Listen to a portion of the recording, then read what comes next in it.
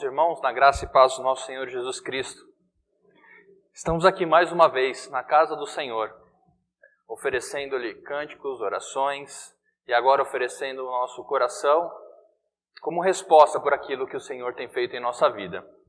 Eu convido os irmãos para abrirem as suas Bíblias. No primeiro livro de Reis, nós chegamos ao fim da nossa breve série a respeito da vida de Davi.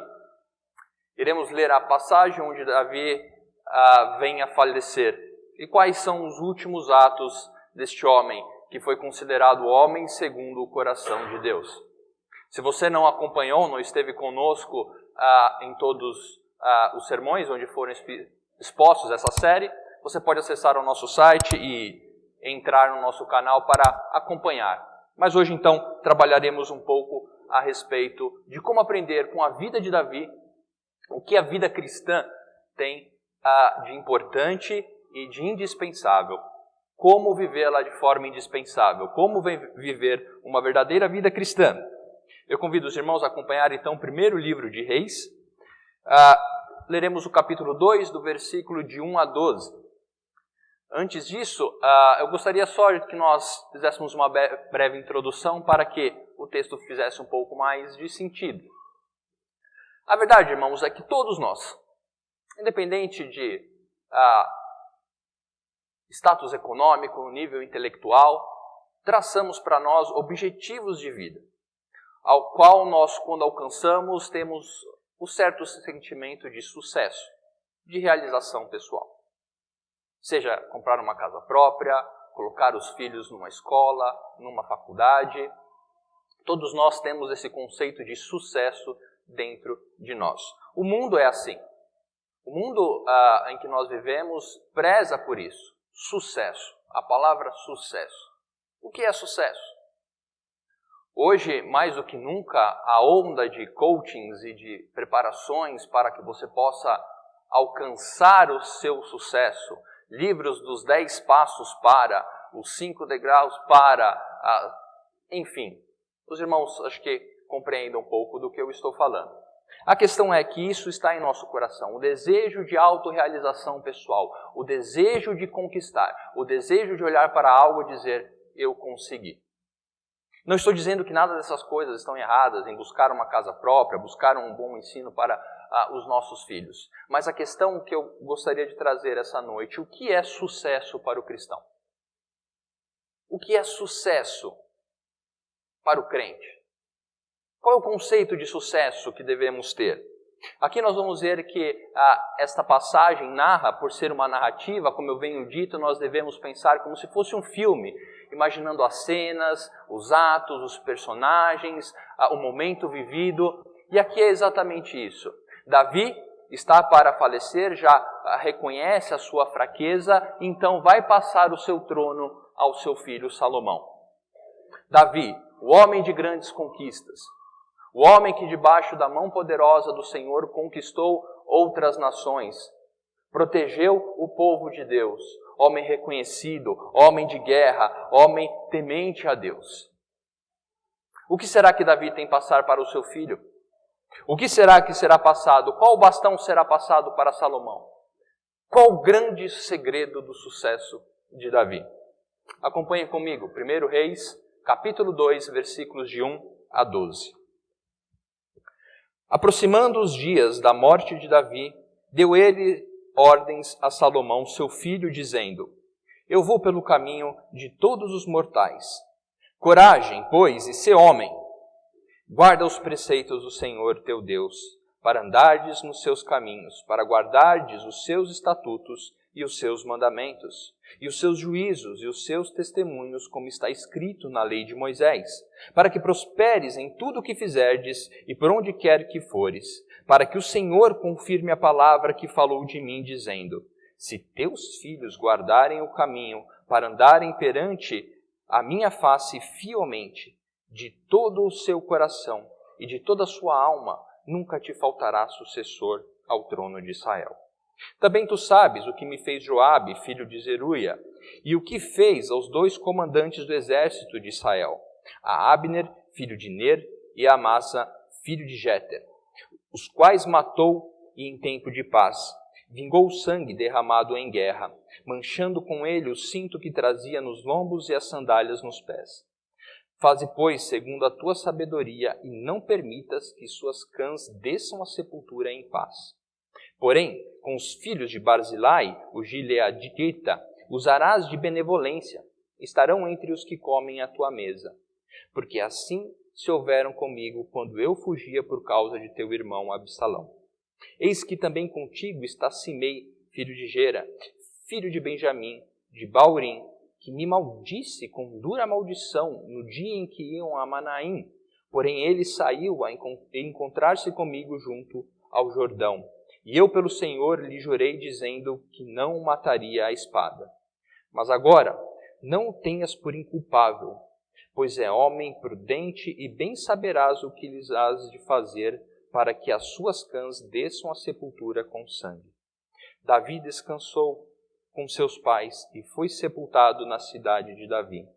Foi o tempo que Davi reinou sobre Israel 40 anos, 7 anos em Hebrom e em Jerusalém 33. Salomão assentou-se no trono de Davi, seu pai, e o seu reino se fortificou sobremaneira. Até aqui a última narrativa a respeito da vida de Davi e a forma com que Davi se preocupou em passar as instruções para o seu filho. A primeira coisa que nós compreendemos que Davi coloca aqui é que Salomão deveria ter coragem. O que viria pela frente, o que Davi ia colocar diante de Salomão exigia coragem.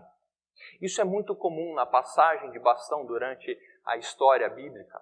Nós vemos quando Moisés é chamado pelo Senhor a ter coragem. Josué, quando recebe o bastão de Moisés, é instruído em Juízes 1-6 a ser forte e corajoso.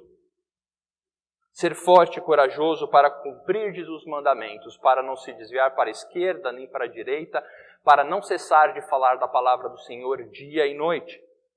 Então, aqui, Davi está cumprindo essa passagem voltada para o ponto principal, a vontade do Senhor. A preocupação de Davi. O primeiro ponto que Davi colocará para Salomão é: guarde os preceitos do Senhor, teu Deus. E aqui é importante nós despendermos um tempo para entender como Davi começa com isso. Guarda os preceitos do Senhor. Guarda, mas enfim, o que é guardar? É somente saber, conhecer? A palavra guardar, que está aqui no original, ela quer dizer tomar para si com preservação. Não é simplesmente quando você vai guardar alguma coisa, guardar alguma roupa e você coloca ali, está guardado. É tomar para si. É tomar para si com um senso de preservação. E preceitos? O que são preceitos? O que são preceitos do Senhor? Aquilo que deve ser obedecido. Então o que Davi está falando para o seu filho Salomão é: guarda as ordenanças do Senhor. Guarda aquilo que o Senhor ordena. Guarda a vontade de Deus. E aqui que nós devemos nos colocar, assim como Salomão, diante dessa ordenança de Davi. Guardar a vontade do Senhor é fator importante, é fator primordial para a nossa vida. Mas não simplesmente guardar de conhecer, guardar de saber onde está a lei do Senhor. Guardar no sentido, eu sei o que o Senhor quer. O verdadeiro cristão, o sucesso da vida cristã, é quando estamos debaixo da vontade de Deus. E é interessante como Davi coloca aqui, Senhor teu Deus. Senhor aqui está como Yahvé, representando o Deus da aliança. Davi está lembrando que a vontade de Deus é a vontade daquele Deus que proporcionou aliança com o povo. Ou seja, requer submissão a esta vontade. Quando tratamos a vontade de Deus, juntamente com isso, inseparavelmente, está submissão. Por isso, o Deus da aliança, teu Deus. Aqui há uma relação de servo e senhorio. Quando compreendemos a vontade do Senhor como a vontade daquele que estabeleceu uma aliança, devemos nos colocar diretamente sob essa vontade. A vontade do Senhor. O Senhor que estabeleceu uma aliança. A sua vontade está para a nossa submissão. Não para a nossa argumentação. Não para a nossa distorção. Mas para a nossa submissão. O sucesso da vida cristã está em estar submisso à vontade de Deus. Essa questão, esse termo preceito, quando colocado no livro de Levíticos, eles nos ensinam um pouquinho mais. Em Levíticos 8:35, essa mesma palavra preceito está dessa forma. Ficarei, pois, à porta da tenda da congregação dia e noite, por 7 dias, e observareis as prescrições do Senhor, para que não morrais, porque assim me foi ordenado. Observareis as prescrições. Guardar a vontade de Deus é querer conhecer a sua vontade, mas a partir do momento que a conhecemos, nos submetemos a ela. Ser cristão é isso, é conhecer a vontade do nosso Senhor, e a partir do momento que eu conheço, eu me submeto. Relação de servo e Senhor. Guardar os preceitos do Senhor implica em tomá-los como forma prática de vida. Vejam que quando Davi vai falando com Salomão, ele vai acrescentando, guarda os preceitos do Senhor e vai viver sua vida, Salomão. Não é isso que Davi diz a Salomão. Ele coloca, guarda os preceitos do Senhor teu Deus para andardes nos seus caminhos, para guardardes os seus estatutos, os seus mandamentos, os seus juízos e os seus testemunhos, como está escrito na lei de Moisés. O que eu quero dizer, irmãos, que guardar os preceitos do Senhor, guardar a vontade do Senhor, implica em uma vida prática sobre essa vontade. Implica em uma vida sob o que Deus tem como certo e errado. Conhecer a vontade do Senhor, mas não estar na vontade do Senhor, de nada vale. Conhecer o que o Senhor quer, mas não se submeter ao que o Senhor quer, de nada vale. Para andardes no caminho do Senhor, Davi coloca a Salomão. Estar no caminho, conhecer o caminho, não basta. Basta fazer desse caminho o nosso caminho. Certa vez, quando ainda usava ônibus para ir ao trabalho, um dia chuvoso, e eu perdi o ônibus que levava direto para o trabalho, né? Então eu teria que fazer uma logística, e eu decidi que eu pegaria um ônibus até uma certa avenida, onde nessa avenida, qualquer ônibus que eu pegasse, eu chegaria no trabalho. Então, em vez de eu tinha perdido o ônibus que ia direto, eu falei, eu vou pegar aquele ônibus, vou descer naquela avenida, e quando chegar naquela avenida, não importa, desço do ônibus, pego qualquer um que vai me levar para o meu trabalho. Porque o ônibus que eu peguei, ele ia para o outro lado, falei, desço ali e qualquer um e vou para o trabalho. Uma chuva, aquela garoa de São Paulo, aquele ônibus propício à comunhão, sabe, lotado, onde todos nós estamos ali ouvindo a conversa uns dos outros, enfim, peguei esse ônibus, naquela chuva, chegando na avenida, como de costume, em São Paulo de manhã, aquela fila no ponto de ônibus, ainda não tínhamos os corredores, né? E o ônibus parou a alguns metros do ponto. E como é de costume aqui em São Paulo, motorista, abre a porta aqui, quero descer, enfim. E o motorista abriu a porta a alguns metros do ponto, e chovendo. Na hora eu desci, corri, dei sinal e entrei. Só que eu não percebi que à mesma medida que eu desci e corri e dei sinal, o ônibus que eu estava andou. E eu simplesmente, irmãos, peguei o mesmo ônibus. Peguei o mesmo ônibus. E eu percebi isso. Só que eu não arredei o pé. Entrei, fingi, e ainda perguntei se passava em tal lugar. Paguei. As pessoas me olhando com uma certa estranheza, eu fiquei imaginando alguém dentro do ônibus, vendo aquela cena, né? O rapaz descendo, correndo e pegando o mesmo ônibus. Mas fiquei no ônibus e depois tive que descer em outro lugar para pegar, enfim, cheguei mais atrasado. O que eu quero dizer aqui, irmãos, é que nós podemos querer desenhar o nosso próprio caminho. Mas se nós não nos atentarmos para quais são as ações certas a serem tomadas, incorremos no erro. Incorremos no perigo de estar sempre cometendo os mesmos erros. Se eu estou no caminho do Senhor, se eu quero estar no caminho do Senhor, mas eu não me atento para qual é a vontade do Senhor no seu caminho, eu continuarei fora do caminho do Senhor. Não importa o quanto eu queira dizer que estou no caminho, não importa o quanto eu queira demonstrar para os outros que eu sou do caminho, mas eu não estou tomando atenção para a vontade daquele que desenhou o caminho. Se eu não quero andar conforme o caminho do Senhor, de nada adianta. Davi está ensinando isso a Salomão. Guarde a vontade daquele que fez o caminho. Guarde os preceitos, guarde as ordenanças do Senhor, que é o responsável pelo caminho. Siga a rota daquele que desenhou o caminho. Não queira mudar. Não queira barganhar com a vontade do Senhor. A submissão aos estatutos, mandamentos, juízos e testemunhos. Aqui Davi coloca todas as formas com que Deus se revelou ao seu povo. Estatutos, mandamentos, juízos e testemunhos.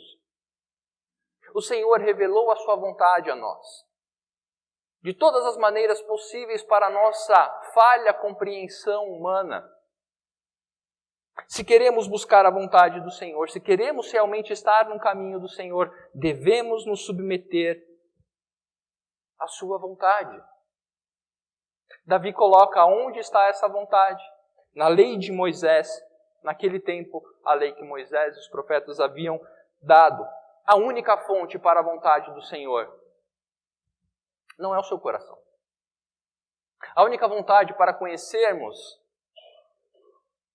o único meio de conhecermos a verdadeira vontade do Senhor é por meio da sua revelação. Sinto lhes dizer que o nosso coração, os nossos anseios, de nada valem quando não confrontados com a palavra do Senhor. As Escrituras, somente as Escrituras revelam a vontade do nosso Senhor. Se você quer saber como é estar no caminho, se você quer saber como é o caminho do Senhor, se eu tenho para mim que eu quero viver debaixo da vontade do Senhor, é em sua palavra que eu atentarei. É na sua palavra, como o salmista diz, que eu terei prazer e meditarei dia e noite. Ser árvore frondosas com raízes, como o salmo diz, é para aqueles que buscam na palavra do Senhor. Qual é a vontade de Deus? A sua palavra nos ensina. Quando confrontado com a vontade de Deus, eu me submeto a ela. Mesmo quando ela aponte para o meu pecado.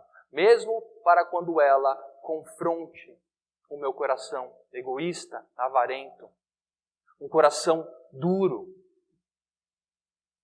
Estar no caminho do Senhor é ser quebrado, é ser quebrantado, é ser podado, mas é ser conduzido.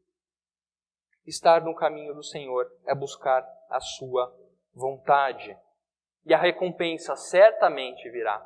Davi disse, porque a palavra do Senhor disse, se teus filhos andarem nas minhas palavras, no meu caminho, na minha face, com fidelidade, coração e alma, terão sucesso ou terão prazer onde quer que forem. Aqui, irmãos, não estou fazendo a defesa da famosa teologia da prosperidade. Não pense que estar debaixo da vontade de Deus é ter desejos realizados, é ter sonhos conquistados. Pelo contrário, estar debaixo da vontade de Deus, de forma fiel, é saber desfrutar das bênçãos deste relacionamento. Como eu disse, Davi cita o Senhor da aliança, Yahvé. Estar debaixo da vontade de Deus é poder, a única forma de desfrutarmos das suas bênçãos. Desfrutarmos da sua boa mão, desfrutarmos daquilo que Deus tem para os seus. Estar debaixo da vontade do Senhor não é ruim. Estar debaixo da vontade do Senhor é para aquilo que fomos chamados. Estar debaixo da vontade do Senhor, segundo a sua palavra, é saber que poderemos desfrutar das suas bênçãos por onde quer que os nossos pés forem, aonde estivermos. Deus estará nos abençoando da forma com que lhe apraz. Davi então coloca diante de Salomão o segredo para Salomão continuar o seu reinado, continuar o legado de Davi. Davi poderia falar sobre táticas de guerra, sobre alianças políticas, mas Davi sabia que o segredo do sucesso era estar debaixo da vontade do Senhor. A questão é, nós conhecemos a vontade de Deus. Buscamos conhecer. E quando conhecemos, qual o impacto isso tem em nossa vida? Qual o impacto verdadeiro isso ocorre? O que a vontade de Deus impacta a minha segunda-feira de manhã? O que a vontade de Deus impacta as decisões que eu tenho que tomar sobre carreira, estudos, família? Vejam, a vontade de Deus foi dada para ser algo vivido pelo crente. Não somente conhecido intelectualmente. Eu sei qual é.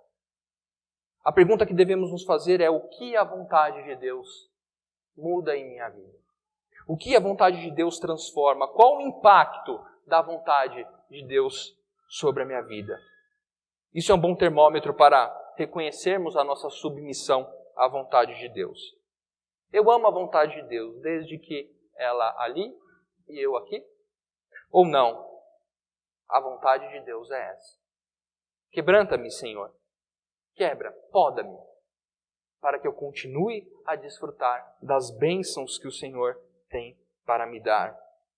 Aqui, uma palavra aos pais, trazendo esse relacionamento de Davi com o seu filho. O que Davi está fazendo aqui nada mais é do que Deuteronômio 6, de 4 a 9, nos diz que Deus mandou que o povo fizesse. Ouve, Israel, o Senhor nosso Deus é o único Senhor. Amarás, pois, o Senhor teu Deus de todo o teu coração, de toda a tua alma, de toda a tua força. Essas palavras que hoje te ordeno estarão no teu coração. Tu as inculcarás a teus filhos e delas falarás assentado em tua casa e andando pelo caminho, e ao deitar-te e ao levantar-te. Também as atarás como sinal na tua mão, e te serão por frontal entre os olhos, e escreverás nos umbrais da tua casa e nas tuas portas. Qual conceito de sucesso temos transmitido para os nossos filhos? Qual é o conceito de sucesso na vida que temos passado para aqueles que estão sobre a nossa guarda? O que eu quero que meu filho seja?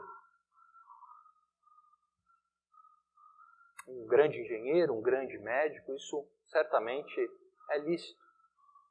Mas o que nós aprendemos aqui é que, em primeiro lugar, o nosso maior desejo é que os nossos filhos sejam servos fiéis ao Senhor. Mas para isso, qual é o Deus que temos apresentado aos nossos filhos?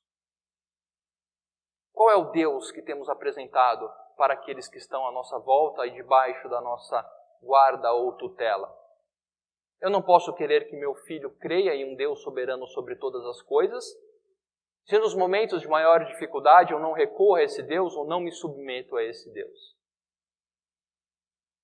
Não há tempo, irmãos, não há prazo de validade para voltarmos as nossas orações para os nossos filhos, aqueles que amamos.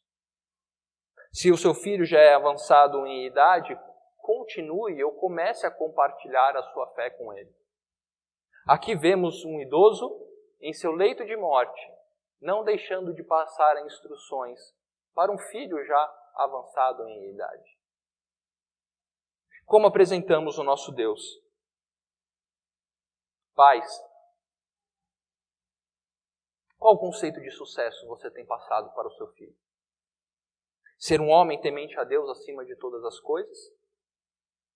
Ou assim como o mundo, colocado na mente, no coração, a realização, os resultados financeiros, econômicos? Pensemos, temos apresentado um Deus soberano às nossas famílias, aos nossos filhos, aqueles que estão debaixo da nossa guarda? Vemos também que Davi não escondeu os erros e acertos que cometeu. Aqui, depois de garantir que Salomão compreendesse qual era o princípio, a base para o sucesso de sua vida, estar debaixo da vontade de Deus de forma vívida, prática. Davi não vai esconder os erros que cometeu e os acertos para que Salomão aprendesse com eles. E são 3 formas que ele coloca. A primeira é a sua questão com Joabe. Davi expõe a Salomão a negligência, o perigo da negligência, quando lembra a Salomão que Joabe cometeu muitos erros, dentre eles 2 assassinatos em tempos de paz. Aqui no livro de 2 Samuel, se os irmãos forem ler um pouco, ou depois, quando Salomão aplica o que Davi pergunta, Joabe assassinou 2 generais do exército em tempos de paz. Um, porque havia matado seu irmão em tempos de guerra, como em legítima defesa. Então Joabe espera uma ordem de Davi, os 2 saem junto e Joabe matará Abner. Joabe, então, não é punido por Davi. Davi sabe dos erros de Joabe, o seu comandante, e não o puniu. Davi então coloca para Salomão: Salomão, eu errei, fui negligente, mas você não seja. Não compactue com os meus erros. Vá e não deixe que Joabe desça ao leito de morte em paz. Davi também coloca a Salomão que aquilo que ele acertou deveria ser copiado. Da mesma forma que devemos evitar os erros daqueles que se mostram arrependidos e aprendemos com erros dessas pessoas, também devemos aprender com as partes boas. Davi diz a Salomão a respeito de Barzilai, um homem que o acolheu enquanto ele estava fugindo de seu filho Absalão. Honra a quem honra. E por último, a Simei, um homem que havia amaldiçoado Davi, enquanto Davi fugia. E ao amaldiçoar o rei de Israel, era pena de morte a sentença, mas Davi não executou essa sentença e ele diz para Salomão: Salomão, aquilo que eu não fiz, você faça para corrigir. Não compactue, não seja conivente com o erro. Aqui nós aprendemos um pouco da relação de não ter comprometimento com o erro. Lembrando da história do ônibus, eu deveria ter falado para o motorista na hora: peguei o ônibus errado, vou descer. A questão é que muitas vezes nós somos coniventes com os nossos erros, quando não deveríamos ter comprometimento com o errado.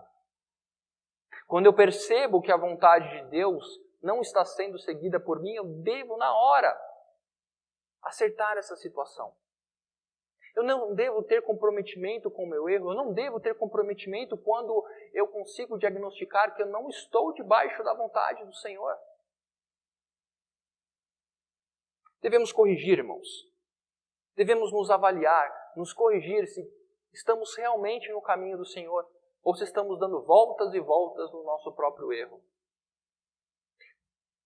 Teremos esta noite um momento de profissão de fé, algo importante na vida de cada cristão. Aqueles que farão a profissão de fé, assim como nós que já fizemos há muito tempo, ou não tanto tempo. A verdade é que a nossa profissão deve ser a manifestação de uma vida pelo caminho do Senhor. Essa manifestação pública do que nós cremos, do que vamos seguir, nada mais é do que uma manifestação do que já temos feito em nossa vida. Do que já temos buscado. Do que já temos andado e experimentado.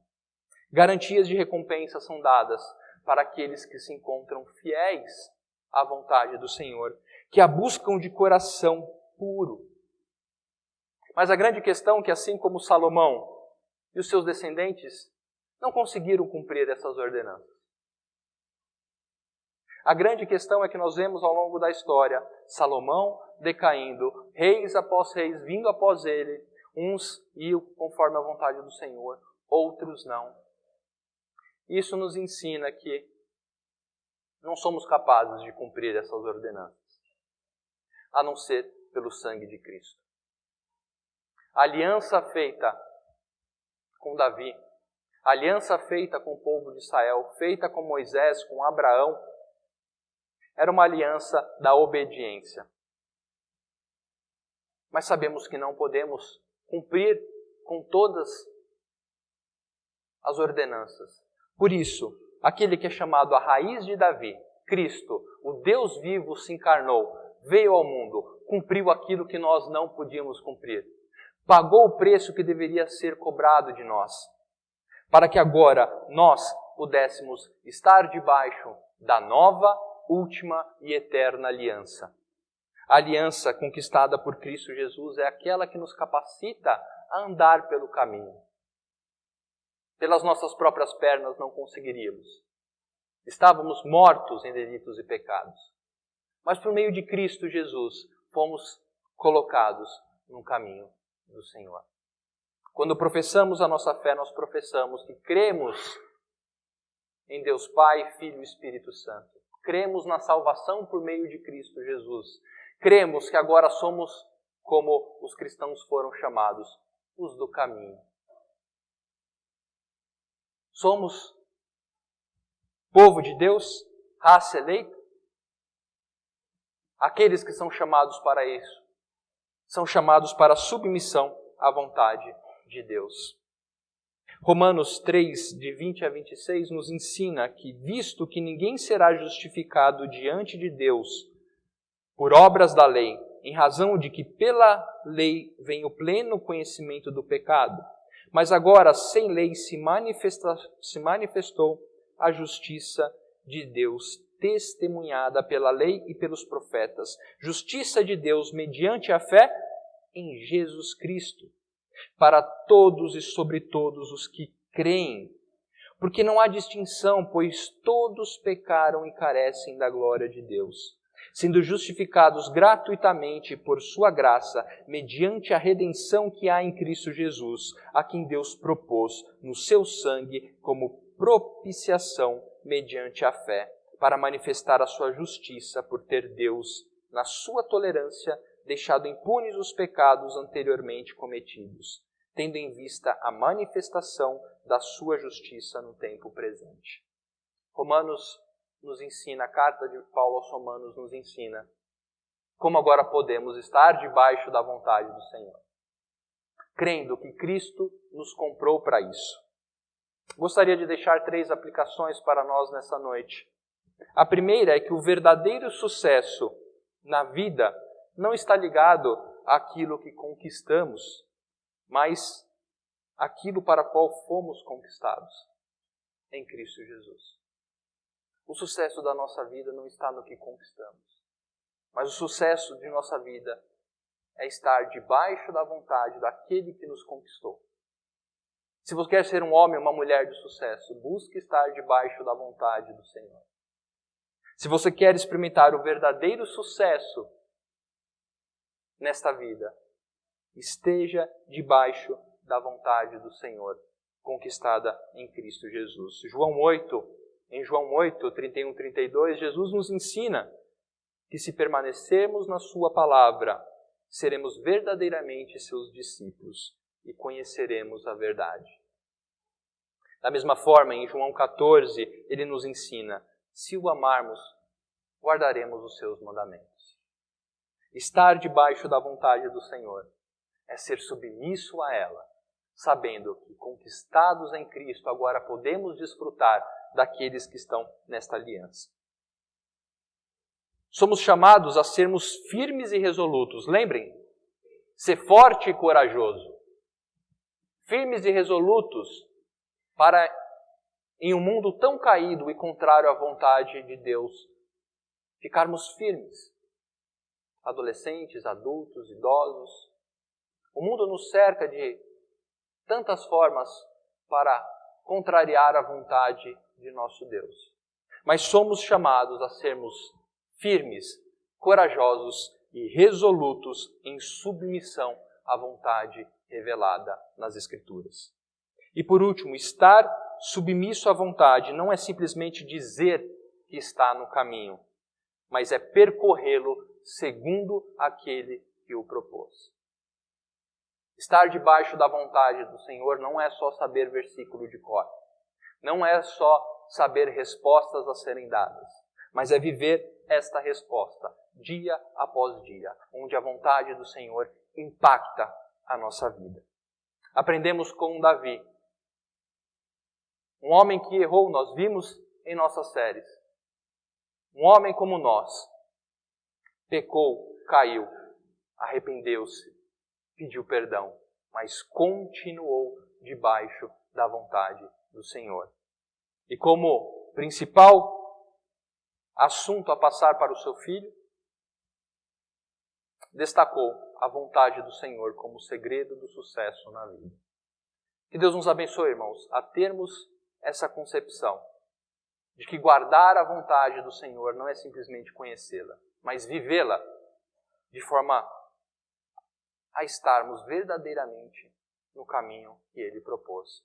Que Deus nos abençoe, que isso seja uma mensagem de alegria para aqueles que reconhecem a submissão, que reconhecem a soberania do Senhor. Alegria! Estar debaixo da vontade do Senhor é a melhor coisa para a nossa vida. Agora, aqueles que não reconhecem a soberania do Senhor, este é um aviso. O Senhor é soberano e o seu caminho não muda. Que Deus nos abençoe.